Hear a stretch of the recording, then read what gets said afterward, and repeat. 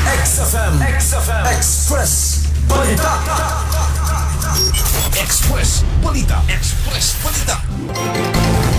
Nagmalampuson ang pag-rescue sa usa ka babaeng Philippine Eagle nga ginganlan og Sawaga Dalwangan.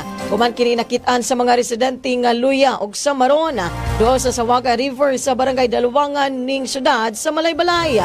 Ang maong agila daling gi-turn over ngadto sa Department of Environment and Natural Resources kundi hinar og gidala sa Philippine Eagle Foundation alang sa dinaliang pag-atiman. Sumala sa gipagawas nga x-ray sa mga veterinaryo. Nakitaan nga adunay duha ka bala sa airgun nga nabilin sa pako ug paa sa maong nga agila. Timaan nga kini gipusil. Gawas ni ini aduna usab kini mga lawom nga samad nga giulod na. Padayon karon ang gihimong investigasyon sa mga otoridad aron mailan ug manubag ang nagpusil sa maong agila. Ilabi na nga gikonsidera kini nga critically endangered ug dako nga kalapasan sa balaod ang pagpasakit niini. Balita Tugan.